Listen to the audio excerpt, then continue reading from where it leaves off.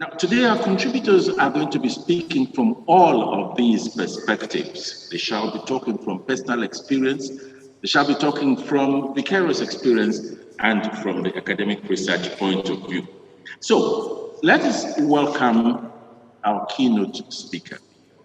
Dr. Chukwuemeka B. is Executive Director of the West African Network for Peace Building.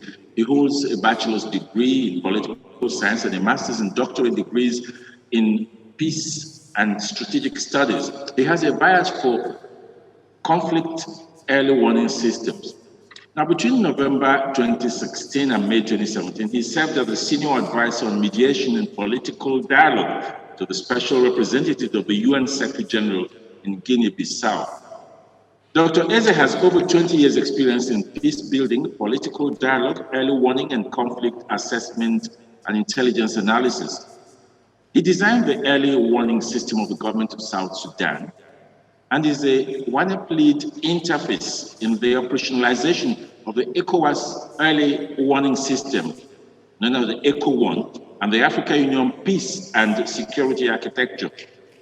He also leads the team that is responsible for the concept of the WANEP National Early Warning System.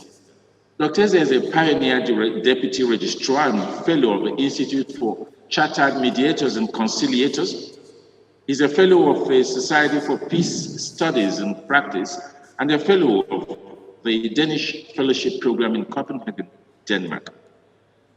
Dr. Eze teaches peace-building practice at the University of Utah in the United States of America, the Kofi Annan International Peacekeeping Training Center, and the West Africa Peacebuilding Institute. He has several journals, articles, and books to his credit. It is my pleasure and privilege to invite Dr. Chukwuemeka B. Eze, our keynote speaker, who's joining us from Accra. Dr. Eze. Thank you very much. My very good friend, Jikato, is very good to see you. I'm actually making this presentation from Guinea-Bissau, where we are having a meeting between civil society actors in West Africa and the ECOWAS Commission on the Vision 2050. His Royal Majesty, the chair of the Enugu State Council of Traditional Rulers, my very good friend, Bakut of the Institute for Peace and Conflict Resolution, the executive director of the Institute for the African Heritage Institution, dear friends, members of the NALT Club, dear friends around the globe joining us virtually, distinguished ladies and gentlemen. Allow me to first of all express my personal congratulations and those of my organization to the organizers of this very important event. I am indeed pleased and honored to be part of this event and also to be asked to deliver the keynote address on the topic, Trends and Dynamics of Armed Banditry, Making Sense of the Problem. This topic is particularly important to us at WANEP because it connects to one of our core areas of focus, which is to prevent organized crimes and violent extremism. But before I delve into the paper, let me make some very worrisome anecdotes. Number one is that peace and security will continue to take the center stage in local, national, regional, continental, and global discourse. As nation states continue to progress amidst divergent political influences, struggle for superiority, technological advancements, political interests, and socio-economic cleavages, and the complexities of state-to-state relations and interstate politics, we will continue to have peace at the center of all this. The second point that I want to make is that as Nigeria and its states and citizens continue to navigate the complexities of peace and security, complementary and contradictory elements such as climate change, technology, regime and ideological changes will dominate many discussions and impact on conflict prevention, as well as efforts at sustaining peace and risk mitigations. Risk in this sense is defined not as absence of threats, but the vulnerabilities of a people to the threats and its inability to cope without outsider assistance. Worrisome and fundamental to our discussion here today is the fact that Nigeria will not be able to single-handedly fund or address the security challenges that it is having, or that of its neighbors like it did in the past, example, Liberia, Sierra Leone, in the near future. Hence, the need to put more energy in addressing the systemic and structural causes of these conflicts than just the hardcore nature that we have had to deploy for a very long time. In this regard, Nigeria's definition and perspectives of conflict prevention agenda should be informed by local contexts and priorities. The conflict prevention imperative for Nigeria cannot and should not be viewed from the same prism as the rest of the world. A one-size-fits-all strategy will definitely not produce the desired results. I have argued severally that the current nature of our analog security architecture cannot address the 21st century digital crimes. The capacity of Nigerian states and its citizens to respond adequately to current and emerging issues will therefore depend on its strategic alliance and inclusive approach to conflict prevention. And such alliance has to be built with institutions such as the African Heritage Institution. This topic, therefore, is apt, fits squarely within the current dynamics and challenges of our peace and security dialogue. And I'm happy that I've been asked to lead in the delivery of the keynote. Ladies and gentlemen, just a way to reflect on history. Since independence from Britain in 1960, Nigeria has been torn apart by wars, violence, and ethnic conflict.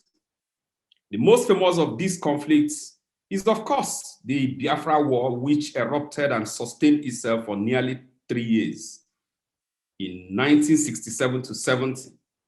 As a result of the attempted breakaway from Nigeria by 3 eastern states, Nigeria has also undergone several periods of military rule.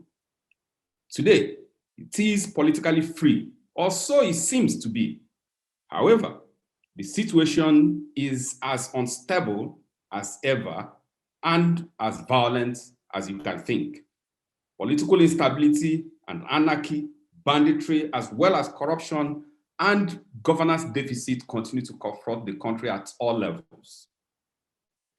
The current exigencies and skirmishes of national security in the country, in the wake of emergent phenomenon of violent extremism, terrorism, and religious fundamentalism, remind us of how hushed debate of the restructuring of the Nigerian system could have helped today.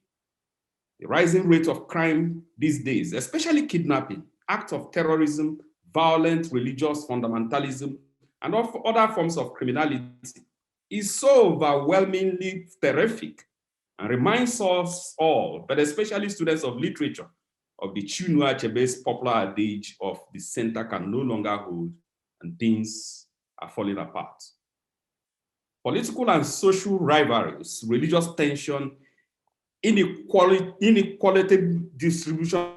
Within the last 2 decades alone, Nigeria has grappled with a plethora of conflicts, which has sapped enormous energy and resources meant for economic development and improving the living standards of its citizens.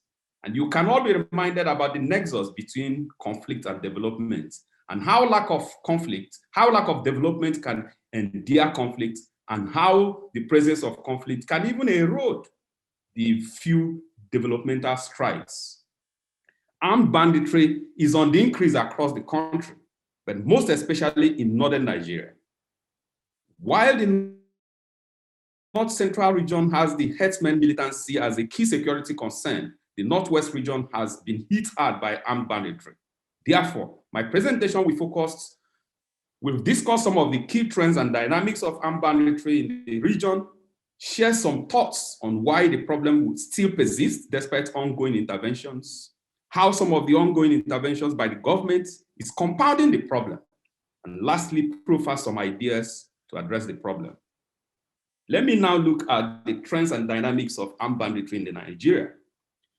The pervasive armed banditry and its associated threats to human security in the Northwest region of Nigeria, particularly Katsina, Zamfara, Sokoto, Kebbi, Kaduna, and Niger State in the north central region of Nigeria, has been intensified by the explosion in criminal activities.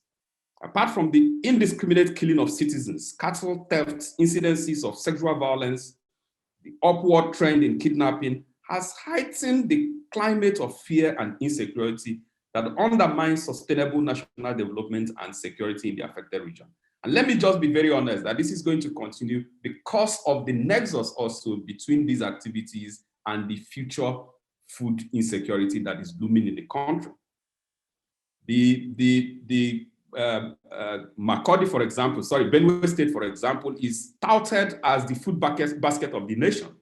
How can they do that? And you know that the majority of the farmers and those who produce those things that we see in the market that we consider to be edible are women. How can they go to the farms? Between January and February 2021, armed banditry attack resulted in the death of over 433 people in Kaduna, Zamfara, Katsina, Sokoto, Kebbi, and Niger State.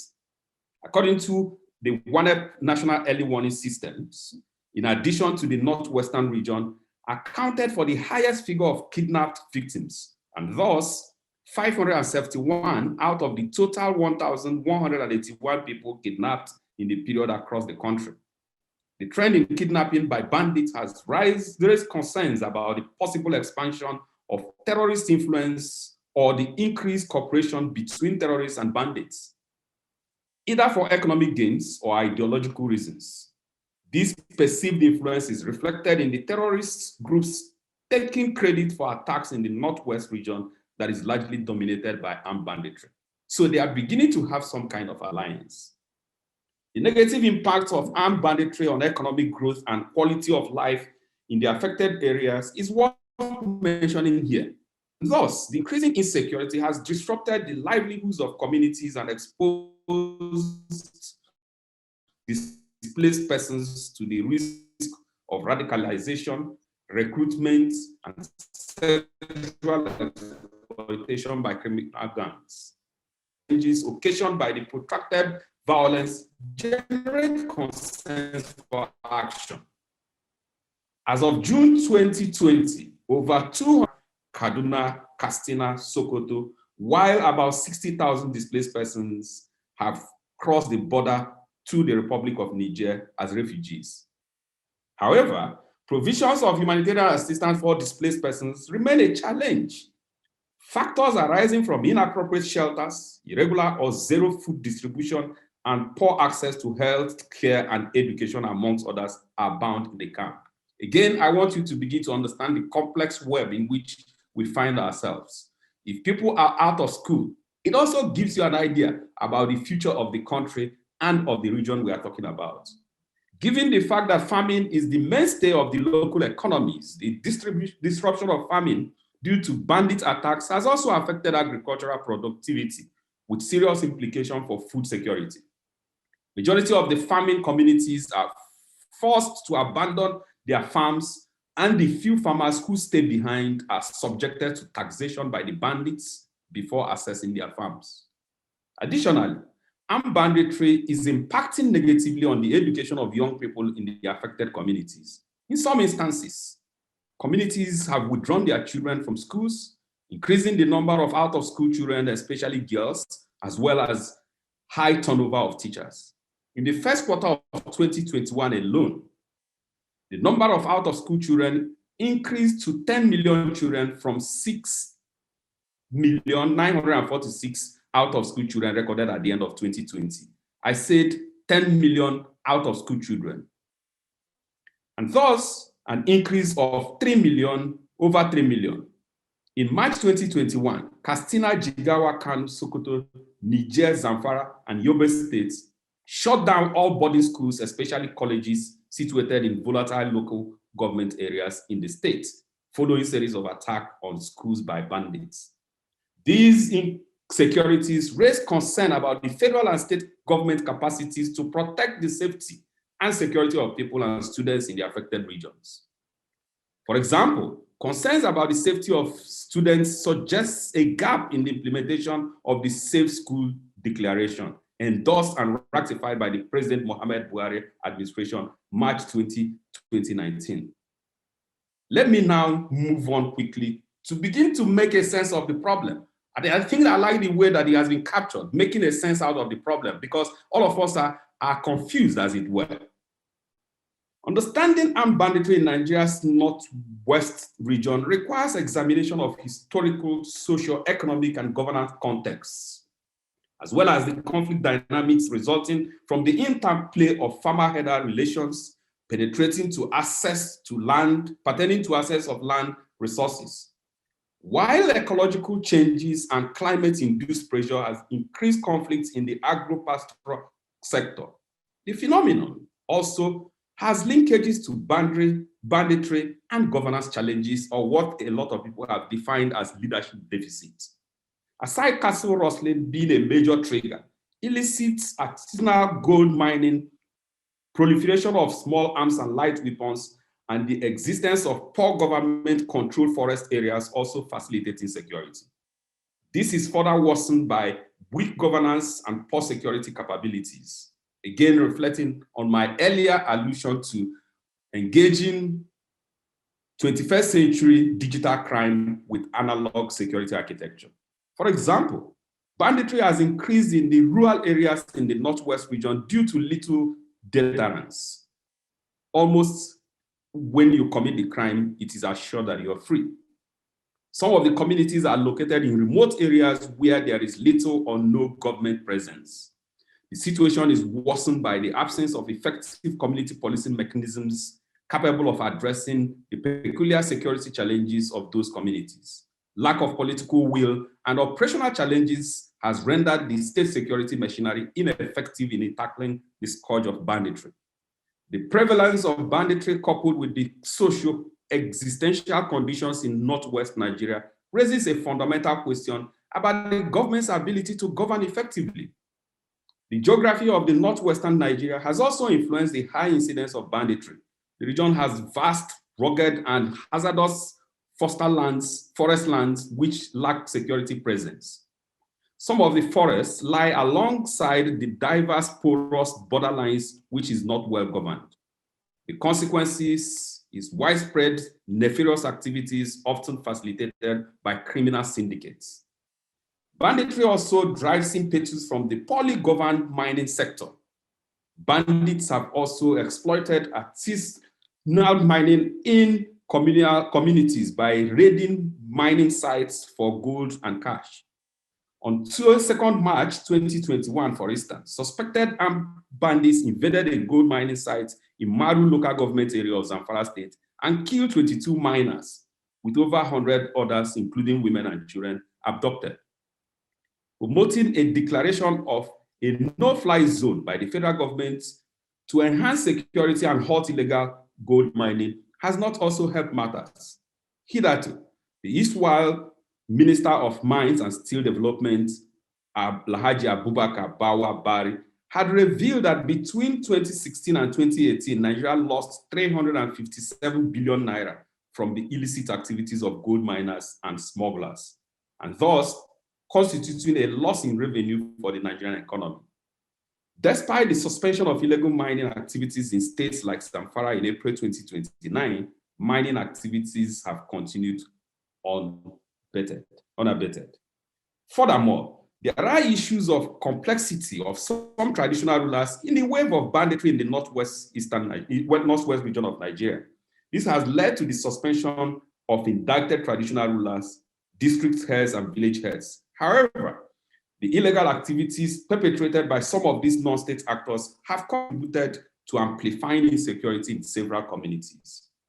As we focus on the cause of the problem, it is important to assess the strategies put in place to address armed banditry and how some of them are rather compounding the problem. Two of these strategies that readily come to mind include the following: military operation. The military has launched several security operations to mitigate the threat. However, human rights abuses, the weakness in local security intelligence and poor surveillance systems, considering the vast territory, continue to undermine preventive efforts. In addition, the Nigerian President, Muhammad Buhari, ordered the military to shoot on sight anyone seen with AK-47 rifle or other deadly weapons. The shoot on sight policy has received mixed reactions. While some stakeholders have backed the order, indicating that the present security situation requires such extreme measures, others have viewed the policy as a threat to human rights-based law enforcement and likely to exacerbate the impunity by law enforcement officers. Whatever the circumstances are, or the concerns are, it is important that we use the human rights-based approach, which is consistent with the 1999 Nigerian Constitution and the international human rights law to address security threats in the country. This is the surest way of ensuring sustainable balance. It is also imperative to note that the preeminent focus on military approaches has also been compounded by enduring vulnerabilities, including perceived marginalization, youth unemployment, poverty, and the proliferation of small arms and light weapons, amongst others. As of December 2020, for example, Nigeria recorded an estimated 2.318 million unemployment, which account for about 33%, the second highest in the world. Beyond the military approach, there is the need to broaden efforts to address socio-economic issues underlying the violence to ensure sustainable peace and security. The second approach is the state-level peace dialogue. The introduction of an amnesty and guns for cash program for several armed bandit factions has yielded some successes, or so you may think, with some repentance, so they call them bandits, laying down their weapons. I'm only scared that such may be trade in arms rather than a future that is guaranteed. However, the positive results from these peace initiatives are short-lived and have not proven durable. Furthermore, there is poor policy coordination and collaboration between the federal and state governments and among state governments in the Northwest region in tackling armed banditry. For example, while Zamfara, Sokoto, Kebbi, and Katsina states adopted a policy of peace dialogue, amnesty, and the use of traditional leadership in mitigating the threat, Kaduna and Niger states has disapproved of negotiating peace deals with armed bandits. This has affected policy and operational coherence in addressing the problem. Again, the trend of negotiating with armed bandits and the alleged payment of ransom by government for the release of kidnapped victims has further provided incentives for bandits to indulge in criminality. This is actually impacting negatively on the conflict continuum in the volatile regions. Let me conclude by providing some thoughts on solving the problem. Number one is that moving forward, there is first of all the need to examine the existing strategies of mitigating the threat of armed banditry, identify the gaps, and chart a new pathway towards sustainable peace. Second, to maximize the utility of dialogue and sustain peace and security in the affected regions, the negotiation processes facilitated by state governors must focus on addressing the underlying causes, systemic issues, structural injustices of conflict and armed banditry, and ensure that various competing interests are adequately addressed. Thus, there is the need for the government to build trust with local communities and make deliberate effort to address the structural inequalities that drive people to violence, such as poverty, unemployment, lack of education and opportunity, human rights abuses, trafficking in small arms and light weapons. Third, there is the need for inclusive security initiatives through a multi-stakeholders consultation involving a wide range of stakeholders, including state and non-state actors. For example, local security groups, community leaders, and civil society on how to address the problem. Importantly, collaborative peace processes and policy coordination on modalities to halt armed banditry between the federal and state government is also critical to building peace in the affected region. Fourth, there is also the need to view the country's peace and security architecture to deal effectively with crime. This should be bolstered by investing more in local intelligence and technology to track, monitor, and curb the influence of organized crime and illegal weapons, utilizing early warning systems, and local intelligence for violent prevention, as well as working with community leaders, is also very crucial. In lieu of conclusion, I want to state emphatically that armed banditry is not a problem that will be solved through the barrel of a gun. There is the need to revitalize activities that promote social inclusion and human security, which will provide prospects for transformative changes, peace, and development in Nigeria. Distinguished ladies and gentlemen, Nigeria is the predominant power in West Africa and regarded as one of the African Union's Big Five. It was instrumental in the creation of ECOWAS in 1975. Under the ECOWAS umbrella, Nigeria has taken the lead in conflict resolution in several West Africa civil wars, contributing troops to Liberia twice and Sierra Leone, and leading in the peace processes in the Gambia. Nigeria has also done a lot of work in Sao Tome, in Cote d'Ivoire, and currently in Mali. Nigeria peacekeeping troops are currently stationed in Darfur and in many other parts of the world. The importance of this meeting, in terms of its composition, timing, and purpose, cannot be overemphasized. Peace has emerged as a formative construct through which people seek to critically examine their relations with each other and the institutions that affect their lives. The whole idea that Nigeria cannot negotiate its unity is becoming a mirage, and something needs to be done about that. Today, there is an unfolding paradigm shift approach to peace, security, and humanitarian issues. A few years ago, issues of peace and security and even provision of relief to affected communities and population was seen to be the state and government. Sometimes we have all forgotten the notion of government of the people by the people. More often, we have detached ourselves from playing our role and instead cultivated a spirit of dependence and helplessness, even in situations we could have helped. Building peace is investing in the future. We are all aware of the opinions of scholars as well as experts about Africa's and Nigeria's future. They say Africa is the new horizon, which means others have expanded, shrinking, but Africa is about to commence movement. But the question is, how do we reach there with the challenges around? And how does Nigeria provide leadership and maintain its giant status? We must all realize that every environment has its peculiarities. The myriad of social cleavages can only be effectively taken care of if we collectively fashion out an efficient strategy to meet them. This, we believe strongly, can only be actualized through engagements such that is being provided by Africa Heritage Institute.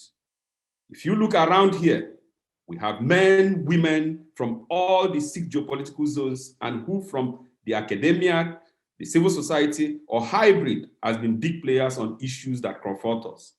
I have no doubt in my mind, therefore, that we will be having simulating discussions and outcomes and conclusions that will be contributory in the designing and envisioning of the future we desire, and indeed we deserve.